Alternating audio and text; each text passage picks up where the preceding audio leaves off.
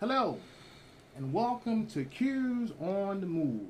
This week's podcast, entitled It Takes a Village to Raise a Child, is a continuation of the fatherhood and mentoring programs conducted by chapters of Omega Psi Phi Fraternity Incorporated. Good evening. My name is Mark Sykes, a fraternity brother and member of Tau Pi Chapter Mentoring Initiative located in Howard County, Maryland. I will be your host this evening for the segment for Cues on the Move with me this evening. I'd like to introduce you to Brother Harris. Good evening. All right.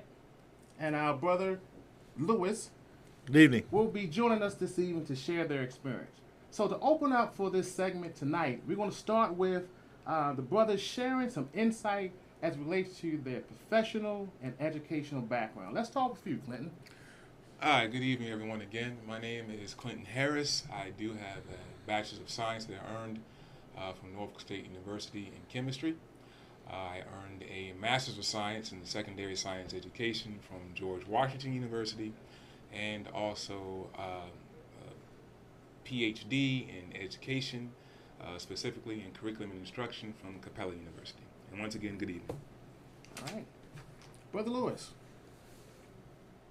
Oh, it's my turn. So, just to let you know, once again, ladies and gentlemen, my name is Marquise Lewis. I actually graduated with my bachelor's in business management from Post University. I received my Master of Business Administration and Project Management from Strayer University, and I'm currently a doctoral candidate at Walden University seeking my Doctor of Business Administration and Organizational Leadership. There's that. Awesome. So as you can tell, we have a lot of experience here tonight, and I hope you all enjoy yourself. So today's podcast is definitely going to focus on the talents of our mentors and the importance of communication between the mentee, the mentor, and more importantly, the parents involved. And we're going to take it from the approach and make it relative to team building. As you all may recall, Tau Pi's mentoring program was started in 1994 at Guilford Elementary School in Columbia, Maryland. It was an initiative in response to the low academic test scores of significant portion of African American male students. And the whole purpose for Tau Pi's mentoring program was to actually reverse this observed negative educational trend. Yes, our goal was to reverse this educational trend. So, with that in mind, some of our top goals and objectives related to our mentoring program consist of the following. Number one, our number one goal is to improve the academic performance. Goal number two, increase mentee cultural awareness and, more importantly, appreciation. Goal number three, improve self-esteem. Goal number four, comply with school and social behavioral norms. And more importantly, our last goal is to develop social responsibility to community service and one of our favorite words, uplift. As mentioned in our last podcast, our mentees consist of students ranging from the third grade all the way up to the 12th grade. We have approximately 28 students and approximately 23 mentors. So now we're going to talk about our program. And to get a better understanding of our program, we're going to use our resources who we have here tonight. So, brothers, let's get some insight into your program areas. I know, Clinton, that you are with the elementary and the middle school students. Please share your insight as it relates to your program area. Well, to enhance what you have said, we are in Tau Pi endeavoring, when our first goal is to improve their academic performance. Now, one of the first things that we do from the elementary and middle school group is we offer a suite of programs that are interactive. Some of those include principles of finance, learning about money. Another one is personal hygiene, public speaking, team building, etc. These types of programs go back to the goals outlined Brother Sykes has said before, mainly to improve their academic performance. In addition to that, we also have programs in which help their thinking, being able to go with that educational paradigm shift, and also a problem-based or sometimes a project-based learning schematic within chess. So chess happens to open their minds and they become masters at chess. Now, this is not a program that is just third grade, that's it. fourth grade, that's it. It's a longitudinal program, starting with third grade and moving towards, at least in my particular sector, to eighth grade. And those are formative years in which these goals that we are trying to achieve are built.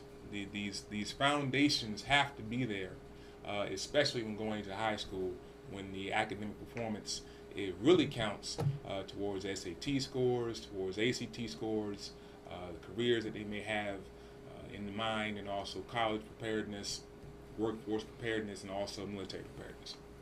Okay. All right. Well, thank you for sharing. Thank you. Brother Lewis, now, I know you have the high school students and, you know, you have young guys entering into young adulthood. Tell us about your program sector. Well, academic improvement is a big deal across the board with any grade level you're dealing with. But for the high school students, you know, you have a better chance to really integrate yourself with them. It's kind of like looking at a younger version of yourself, and, you know, you can kind of approach them a little different, like, yo, bro, you did that. I mean, you know, where they doing that at? And, you know, these conversations, you know, kind of transcend into, you know, some of the things that their thoughts, their feelings, and what really is the core scope of what we're trying to do at the high school level is not just focus on academics, but life skills. You know, like how to operate within a certain environment. Like, for example, I always look at myself. It's hard for me to be serious. I tell jokes anywhere I go, but that's probably not good or conducive to the environment that I'm in at the time. So, you know, running that back to these high school students and giving them a chance at an early age to learn the difference in environment, or how to write a resume, how to dress for success, but not just be, but in turn with that, not just be job seekers, but job producers. You know, how to open a bank account and how to manage that bank account. And one of my biggest things is something that I didn't learn growing up, like I think is a skill that's void of many of our youth, and that is how money works. And this is something they didn't learn at their core, so by the time they get old enough to make certain decisions on how to maneuver their money, they're not living paycheck to paycheck, or they're making excessive loans and creating massive amounts of debt. But that now that they have a secure future, not just in education, but financially, so that, you know, they're well-to-do. That's awesome. Okay. All right. So you have a combination of life skills and education. So it sounds like a holistic approach as it relates to dealing with our youth. Does that Absolutely. You all agree to that? I agree. Okay. All right. Well, great. Thanks for sharing. So let's get a little personal. For the listeners out there, they may want to know. On camera? Yeah. Well, how long have you all been a mentor? But more importantly, what was the deciding factor that made you become a mentor? Let's start with you. Been a mentor, I don't know, 3 or 4 years now. Great. It seems like it. Seems like a long, long time. One of the main reasons, at least for me, is the state of emergency that black males are in this country. From what I see in my professional career, is that there has been a decline in the excitement of education and the excitement of learning, not just across the board with all students, but especially with black American males. We need to have the same excitement it is from throwing a football and throwing a basketball into a basket and making it, that there is when they're solving the Algebra 2 equation correctly. If we're doing the quadratic formula, if we're doing what's the equation of a line, if they are even programming or making their own app, there needs to be the same excitement for that. So one of the main things I know that mentoring has done, Tau Pi mentoring specifically, has made a commitment in going back to these goals of being a goal-oriented but results-based program. It's easy to talk about it, but the results are more important, and them going forward and really becoming great men and also productive citizens in society. Thank you for sharing. All right, Brother Lewis. Well, I've been a mentor with Omega Psi Phi, specific Tau Pi chapter, for about 2 years now, and mentoring overall, probably roughly around since 2009, trying to help young men, figure out what's what and what they may need to do. I think for me, the reason why I became a mentor is because that was something that was void in my life, and just to not go on too much of a tangent, but to the credit of looking at Omega Psi Phi, I was actually at an event a couple weeks back, and I was looking at some of the dads and the sons that were both in the fraternity, and that means in order to be a part of this, you have to have a college educated background. So it's not that as black males we're void of this skill set. It's just that it's not highly encouraged as much as one of the things that irritates me the most is how in our culture, and I don't care who gets upset about it, we glorify the jailbird and knock down the educated guy. That's a poor cultural aspect, and the world knows it. We glorify these things every day. We'll tell a guy who's going to jail, oh, you'll get better. We'll tell the guy who's smart, oh, you think you know everything.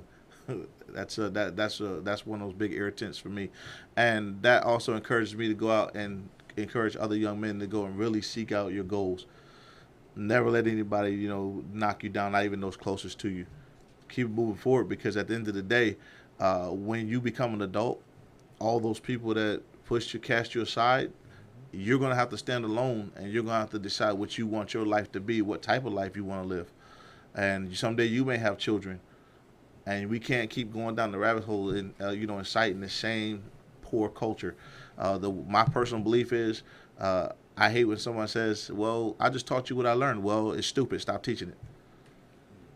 So if we can come with that mindset, we'll also understand that it's important that we reach out to each other, we communicate, and we learn from past mistakes and create a better future for our youth.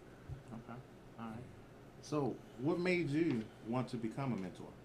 Again, something that was void in my own life. I didn't have that mentorship as a youth, and I made a lot of mistakes.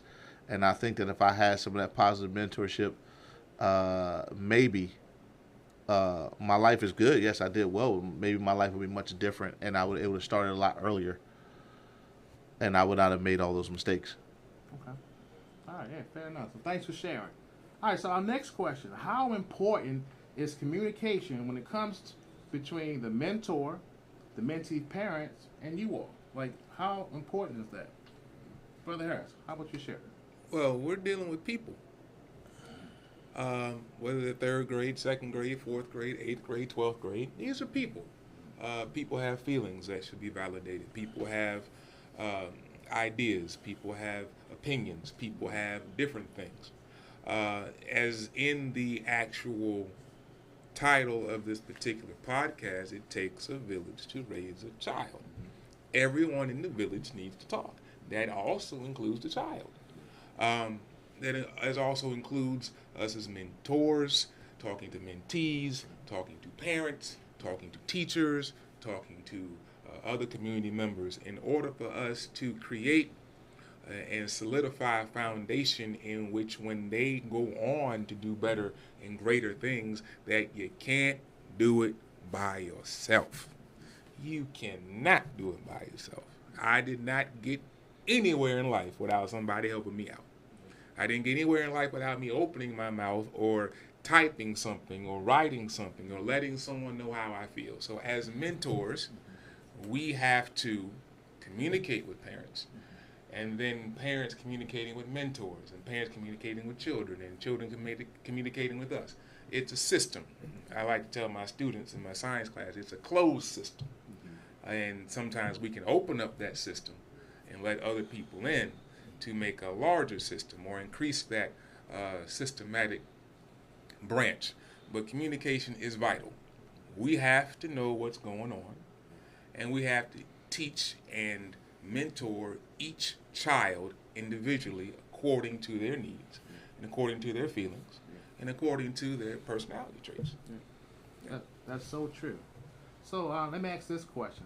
So how would you actually define accountability when you're dealing with such a younger subset of kids in a particular program? How do you define accountability with those kids? It goes back to the goals. going back to the goals. Let me see if I can find it. Improve academic performance. Has their academic performance increased, not just grade-wise? Now, I have to say this, being an educator. Sometimes it's not all about grades. It's about understanding. And I've said this in many in-services. What students know is one thing. What they understand is something else. Understanding means that they're able to derive from a different type of problem a solution based upon their experiential data. So that's one way. Mentor cultural awareness. How are they wearing their clothes now? How is their hygiene? How is their public speaking? Another one, increase self-esteem. Do they feel better about themselves? You can also see that when they come to mentoring. Yeah. Sometimes they're tired from school, okay, but sometimes they just perk up. Yeah. Ask them how they feel about themselves. School and social behavior norms. Behave yourself in school. There's certain things in school you're not supposed to do. Just don't do those things anymore. And social responsibility. Are you helping yourself? Are you helping other people? Are you helping your fellow mentee within our particular program here at Tau Pi? So those are the benchmarks that show improvement. Okay. All right. So keeping with that word accountability, I know our brother Marquise, you're dealing with older kids. So how would you define accountability with your kids? Or how do they receive accountability? First of all, making them understand the term individual responsibility. It's easy when they get older, they have to realize that it's easy to blame someone else, but at the end of the day, when we all looking at that progress report or report card, your name is on it. When the rubber meets the road. Right. Right. Like Brother Clint said, it's about, it is, I can't disagree at all. What they know is one thing, but what they understand is something different. Yep.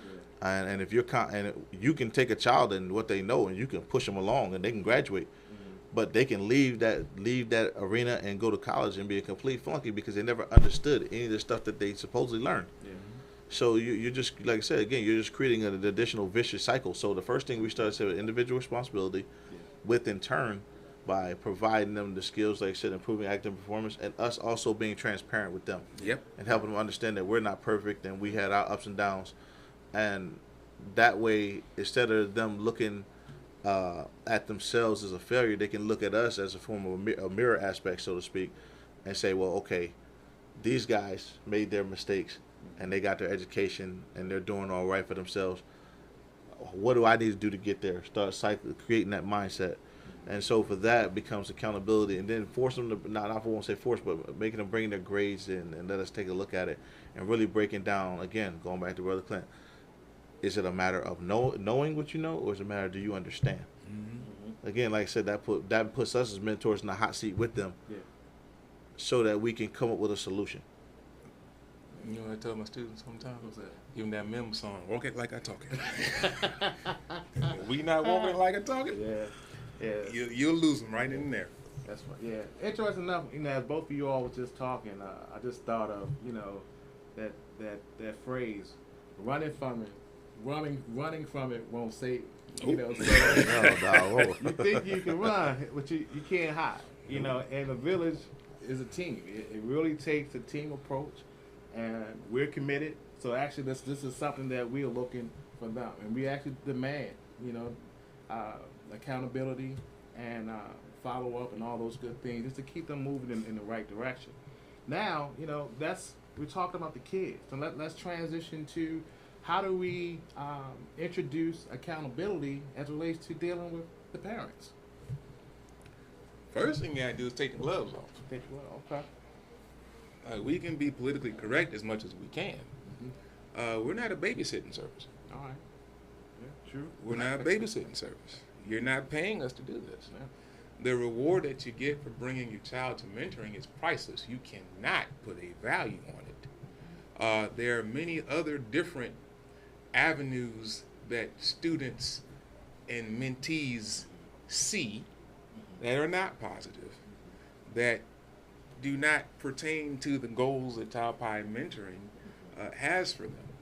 And so we have to tell parents, hey, look, we're trying to support you in the way that you raise your child, specifically Black American males. Because what you may see on Love and Hip Hop is not the real world. And what you may see on Jerry Springer's show and whoever's show and what this reality show and this particular hip hop artist on and so forth, some are positive, some are not positive. But we have to be realistic with our mentees and with what the world is bringing and with the political state of this country right now and what they're seeing. And from what our parents have told us and what our grandparents have told us, there's a, I don't want to say there's a reverting back to an old way, but there has not been much change. And the only way that we're going to be able to create change is to help each other in this village. So parents, we are here to support you. But don't exploit us as babysitters, because we are not. We want to work with you. We want to help you. We want to help your child. We want to better the village. And we got to have open communication, as we said before. Okay. What about you, Brother Lewis? I almost feel void of speech, and that's kind of hard to do. The reality for me, looking at the parents' role is to one, transparency, and two, to keep the parents thoroughly engaged with what we're doing. Yeah. They have to understand that there's nothing wrong with not being able to teach your child certain skills because you may not have learned them yourself. But when you have the opportunity to see someone else come along and step up and show them what's going on, it is key that you're engaged. Because they may be teenagers, especially in my group, high school. They may be kids, but they're going to be adults soon enough. But at the same time, they still have that impressionable mindset where you want the parents to be openly engaged, because that makes the kids feel proud and encourages them to want to do better when the parents are involved. Yeah, we can all do everything we can from as mentors, but we're kind of like a glorified coach, so to speak. The parent is at the root of this. They're the ones they go home to every day. So at the end of the day, you want the parents not just to feel like they're forcing themselves to be involved, but you want them to be proud to be involved because they see their child growing and spreading out to a level that they didn't think they would make it to. That's important. It's not just important to us. It's important to us. It's not just important to the kid. But the one thing I noticed the most when you see a child truly grow is being in this program over 2 years. We have mentees come back, and they want to talk to the other students and tell them, what they have, how those skills they learned in mentoring apply to them in college life. And again, like I said, man, transparency, it starts with being transparent with the parents and them being transparent with us, because as long as we're all realistic about how the child is, because each one of these has different needs, then we know how to go forward with that individual child. Exactly. Okay. And what I hear is purpose. Yes. Our program, it has a purpose. And speaking of our next question, as relates to purpose, like what's been your most rewarding experience being a mentor that you can think of? I enjoy growth. I enjoy coming in. They smiling, great. If they're laughing and giggling, that's great. It's hard work because I'm tired working Monday, Tuesday, Wednesday, Thursday, and Friday, and getting up on a Saturday morning. But I'll do it because I know that someone did it for me. And the growth that you see from students, it can just be incremental growth. Doesn't have to be a whole lot. Like if we're doing the math program and I'm doing something on the board and someone says, I know what that means, and you tell me what it means. Okay, great. Yeah. We don't have to have the large wow moments all the time. A lot of people want the large wow moments, but it's the small, it's the incremental. We moving in a positive direction. So that's what keeps me going. Brother Lewis. For me, it's a little bit different. Working with the kids is cool. Probably my most rewarding experience being a mentor is honestly working with the other mentors.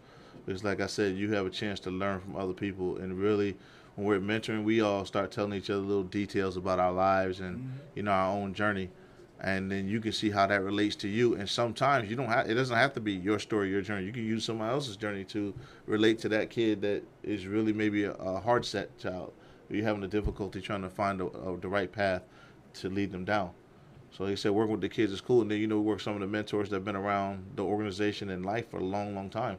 So you get a chance to hear what their life was like and during their time frame, and you can apply those things to how you go about conducting yourself with these kids in this modern time, because we all know they're way different from the way we were. So you have to choose. Some of them are kind of like us, where they're kind of rigid, and some of them are super soft like toilet paper. Okay. So let me ask you both, based on your experience as a mentor, our theme for tonight, it takes a village. Do you think they understand who the village is? I think they do. You think they do? I think they do. In part. In part? Yes. Okay. All right. So fair enough. So with that being said, you mentioned the journey and just being futuristic. Top High, we're doing some great things, but what are some of the potential challenges that you foresee, and what do you think we should do, and our local other chapters should do as it relates to providing specific services to make sure that their future needs are being met? Well, that's a loaded question. I'm going to try to make this as quick as possible. I thought about it for a while. The biggest challenge, I think, is the societal norms that have changed. That we have to continue to give answers to the exceptions to the rule. There was a time in which we, for example, didn't wear our pants a certain way. Somehow, some way, it became a societal norm. And so now we are continuing to go back and say, hey, students, you need to wear a belt. You need to tuck your shirt in. It might look fashionable, but really it's not all that fashionable. Yeah. So we have to go back, what society says is normal, come back and say, all right, this exception to the rule, this exception to the rule, it's not the rule, this is the rule, and really somehow, some way play catch up. We need help from every chapter in Omega Psi Phi Fraternity Incorporated with different ideas. Some are culturally based, some are based upon the locale of the chapter. So we have different things and different ways we can help each other. It's not only a village in Tau Pi, but it's a village in this wonderful fraternity that we have to help each other grow so that we can build up potential men who may want to join Omega and embody the principles and the cardinal principles of Omega. Brother Lewis. I think the fact that we lose these kids over this proportion of the summertime. So social influence, social economic status.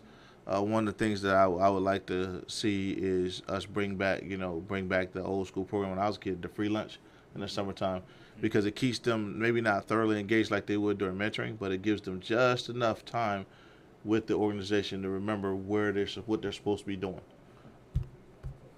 Okay, all right. Well, brothers, today it was a great session. Would you all agree? I agree. All right. I definitely agree. So definitely, I want to thank you all for sharing your insight and your experiences.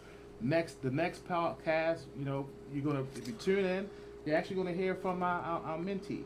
So again, until then, make it a great day, and thank you for joining us tonight. Thank you. Thank you.